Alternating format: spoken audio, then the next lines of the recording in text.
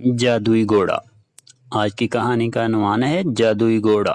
ایک دفعہ کا ذکر ہے، ملک فارس میں ایک نیک دل بادشاہ حکومت کرتا تھا۔ وہ بڑا رحم دل اور انصاف پسند تھا، جس کے باعث اس کی رعایا سے بڑی محبت کرتی تھی۔ پورے ملک میں امن و سکون تھا، ہر کوئی خوشی خوشی زندگی بسر کر رہا تھا۔ بادشاہ کا ایک ہی بیٹا تھا جس کا نام فیروز تھا۔ وہ جوان اور بڑا بہادر تھا، اس کی بہادری اور شجاعت کے چرچے عام تھے۔ بادشاہ بڑا خوش تھا کہ اس کے بعد اس کا بیٹا فیروز ایک اچھا حکمران ثابت ہوگا۔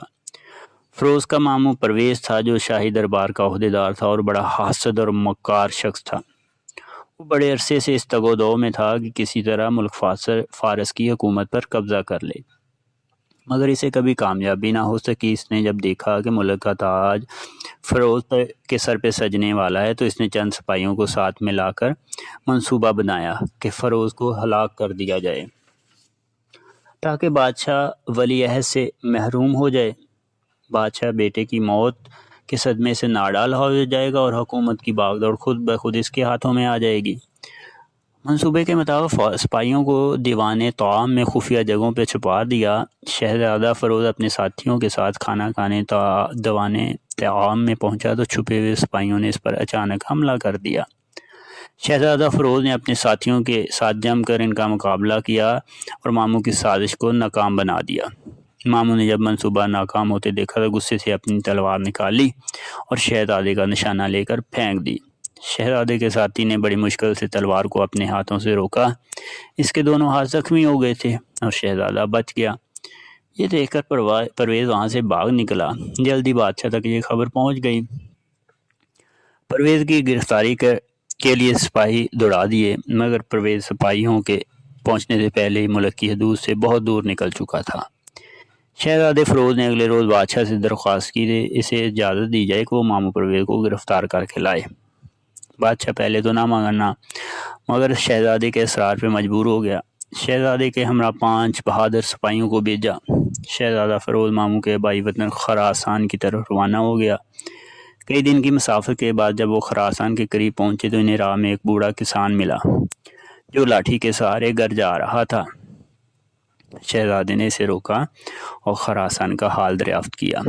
بوڑھے کسان نے بتایا کہ پرویز، جو بادشاہ کا رشتہ دار ہے، کچھ دن پہلے خراسان آیا اور اس نے مشہور کر رکھا ہے کہ بادشاہ نے خراسان کی حکومت اسے دے دی ہے۔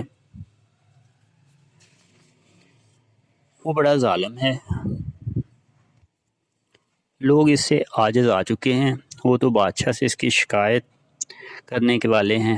فیروز نے کچھ دیر سوچا، پھر اس نے بوڑھے کسان سے اس کے کپڑے کچھ دنوں کے لیے ادھار مانگے۔ بوڑھا کسان اس کی انوکھی فرمائش پہ بڑا حیران ہوا۔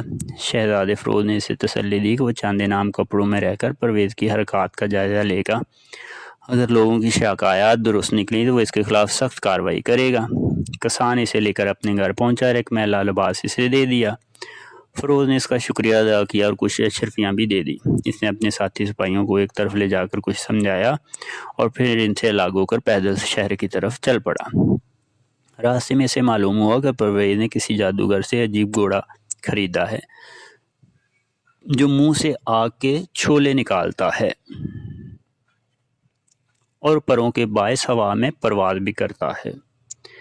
یہ سن کر شہزادہ حیران ہوا کہ ایسا کوئی گھوڑا ہو سکتا ہے۔ ماموں پرویز نے ابھی چند دن پہلے ہی خراسان کی حکومت پر قبضہ کر کے اقتدار سنبھالا تھا، مگر اس کی بری فطرت نے سب لوگوں کو پریشان کر ڈالا تھا۔ ہر کوئی اسے شیطان کہہ کر پکارتا تھا۔ عجیب الخلقت گھوڑے کے باعث لوگوں میں پرویز کا خوف بیٹھا ہوا تھا۔ ہر کوئی سہما سا دکھائی دیتا تھا۔ شہزادے فیروز کو وہ لوگ بھی ملے جن کے جسم پر چہرے گھوڑے کے شعلے برسانے کے باعث جل چکے تھے۔ جو پرویز کی شکایتیں شہزادے فیروز کو سنائی دیتی گئیں تو اس کا غصہ بڑھتا گیا۔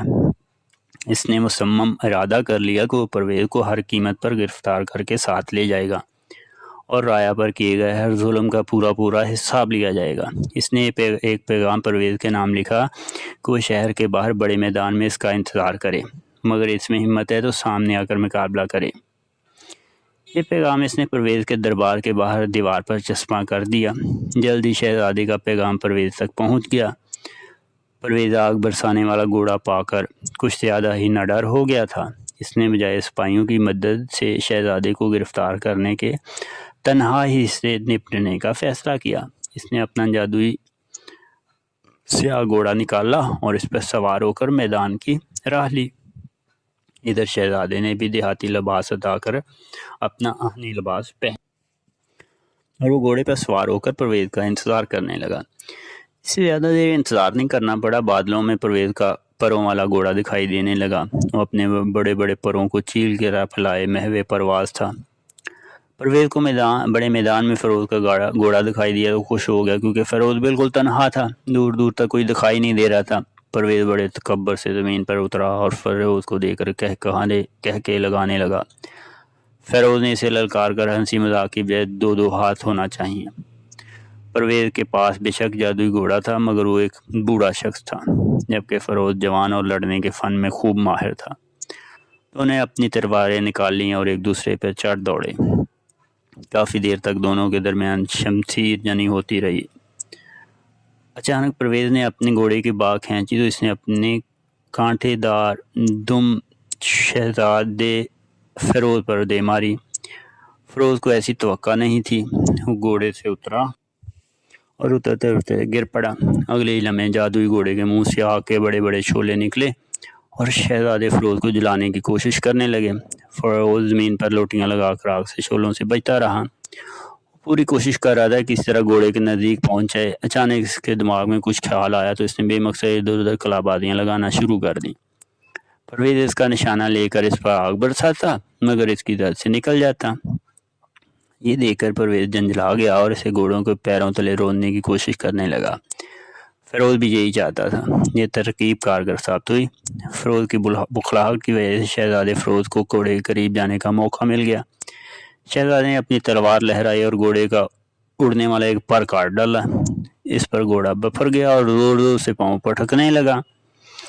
پرویز کے لیے گھوڑے پر قابو رکھنا دوبر ہو گیا تھا۔ اس نے بڑی کوشش کی کہ وہ گھوڑے کو سنبھالے، مگر گھوڑا بہت جلد بدحواس ہو چکا تھا۔ زخمی گھوڑے نے اندھا دھند آگ برسائی۔ شہزادے فیروز کو بھی آگ کے شعلوں سے بچنے میں مشکل پیش آ رہی تھی۔ اچانک فیروز کو موقع ملا اور اس نے گھوڑے کا دوسرا پر بھی کاٹ ڈالا۔ اب تو گھوڑا بالکل ہی بے قابو ہو گیا۔ وہ اپنی پیٹھ پر سوار پرویز کو گرا دینا چاہتا تھا۔ پرویز نے بڑی کوشش کی وہ گھوڑے سے صحیح سلامت اتر جائے، مگر اسے موقع نہ ملا۔ گھوڑے نے اسے گرایا، زمین پہ کسیٹا، کھردری زمین پہ سے خوب رکیدا۔ جب پرویز بدحال ہو گیا تو اسے چھوڑ کر ایک طرف چلا گیا۔ اتفاق سے شہزادے نے اسی طرف اپنے ساتھی سپاہیوں کو چھپا رکھا تھا۔ انہوں نے بدحواس گھوڑے پہ جال ڈال کر اسے گرا لیا اور پھر تلواروں سے اس کے ٹکڑے ٹکڑے کر دیے۔ پرویز کو گرفتار کر لیا۔ اس کے دانت ٹوٹ چکے تھے، چہرہ خراشوں سے بھرا پڑا تھا، سارا بدن زخمی تھا اور خون بہہ رہا تھا۔ وہ بے ہوش پڑا تھا۔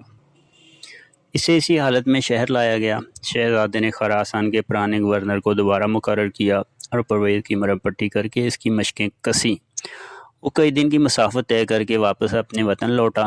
بادشاہ نے شہزادے کو کامیابی اور شاباش دی اور پرویز کو بغاوت کے جرم پر ہمیشہ کے لیے زندہ خانے میں ڈال دیا۔ بادشاہ نے ملک فارس کی حکومت اپنے بہادر بیٹے فیروز کے حوالے کر دی۔